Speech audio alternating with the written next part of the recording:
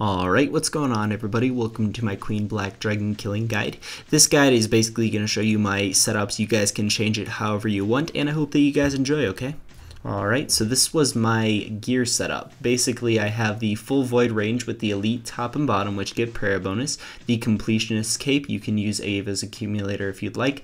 I have a penance aura on right now, a fury amulet, an onyx ring eye, glaven boots, a royal crossbow, and royal bolts. You guys can change this up however you like, but I do really recommend getting a royal crossbow because it does a lot of damage. Okay, so here is a basic inventory setup. You need 20 rock tails, 2 super prayer potions, you can use normals if you'd like, a ring of wealth because it increases drops, a summoning flask, the super anti-fire, a prayer renewal overloads, and of course the steel titan scrolls. You don't have to bring prayer potions if you have a penance aura because it will heal your prayer, so that's just an alternative option if you have that aura.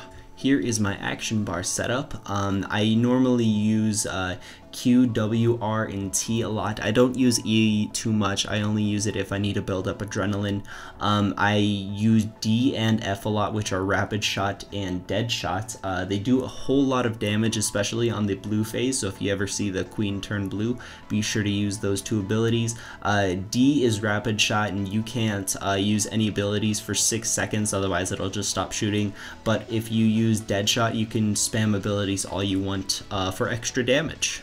Here's your basic quick prayer setup. It's protect item, soul split, and anguish. Of course, if you don't have soul split, just pray range, and if you don't have anguish, just downgrade. Okay, once you are ready, go ahead and summon your familiar of choice and home teleport to Port Sarim. You do need 60 summoning to enter the Queen Black Dragon lair, so make sure that you have that before you leave, obviously. And yeah, so you just run a little bit northwest here. I like to use the spec on my Steel Titan here just so that he'll be ready for a full bar. And you just enter the cave, start running west, and once it dips a little bit south, you just go past the agility shortcut, and just a little bit south of there you can enter the lair. Before you go into the queen, you're going to want to know what attacks are what. So I'm going to walk you through basically what any of the most deadly attacks are from it. The fire waves are not that bad. Basically, you can get it to a point where you don't take any damage from them. You just have to time it properly. You don't have to run your character all around to try and dodge the fire waves. Basically, you just have to wait until it's one space ahead of you and then just run straight into it, and you won't take any damage. It is on every phase, so you have to watch out for it. You'll see it pop up in the chat bar. On the first phase, there's 1 wave. On the second phase, there's 2. And on the third and fourth phase, there are 3 waves. So just keep an eye out for it, and you can time it where you can run straight through it even if there are 3 waves. You just have to get lucky with the last one. If you try and tank it, you'll get hits twice for 750 each, and if you don't time it correctly and you get damaged once, you'll just get damaged once for 750. Super Fire Breath only happens on the 4th stage, and it rapes. You're gonna want to do this once to brandish your crossbow so that you can start using your royal crossbow. So basically you're just gonna want to stand on the sides every other time that you're not brandishing your crossbow. Basically, if you're standing in the middle, it hits you for a couple 1950s and you get raped. If you're standing on the sides, you only get hit by a couple 450s, so it's not that bad if you're standing on the sides, nothing that you can't really tank. Tormented souls are summoned on the 2nd, 3rd, and 4th stage. The second one there's only 1, the third one there's only 2, and the 4th one there is 4. And if they hit you with their little magic ability, it will hit you for 1,000. So if there's 4 of them, you're gonna get hit for 4,000 unless a couple of them are in the way. So personally, I don't really pay attention to them much. I mainly just get my Steel Titan on them and then throw a couple specs their way. If it's summoned on the 4th stage, I mainly just try and power out the rest of the kill and don't really try and get my Titan on them because I know that the kill is almost over. If it's on the 2nd or 3rd phase, just get your Titan on it and kill them real quick because it's really annoying when they start healing it, because it will take its HP away and start healing the queen. So if you have a Steel Titan, be sure to get it on those tormented souls because it will help out a ton. If you guys watched any of my Queen Black Dragon live streams, you will know that the time stop is the most annoying thing in the world.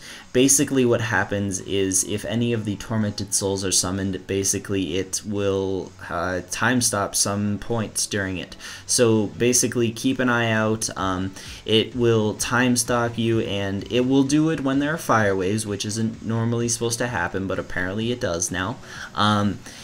If you're getting hit by the Queen Black Dragon during the time stop, then your adrenaline will not go down, but if it doesn't attack you during then your adrenaline will drop to 0, which is really annoying sometimes. So just watch out when you're about to end it. It will still time stop you even if the Queen is dead. Even if tormented souls are still alive and the Queen is dead, it will still time stop you. So be careful if you're about to touch the final pillar. Make sure that your HP is up. Okay, now that we've gone over basically almost everything, now it's time to actually go and fight the Queen. Make sure that you pot up in the beginning, hit those quick prayers, and activate your aura. Basically, you're just gonna want to go through your ability bar and at the same time use your summoning familiar if it is a melee one. Basically, you're just gonna want to hit it as much as you possibly can.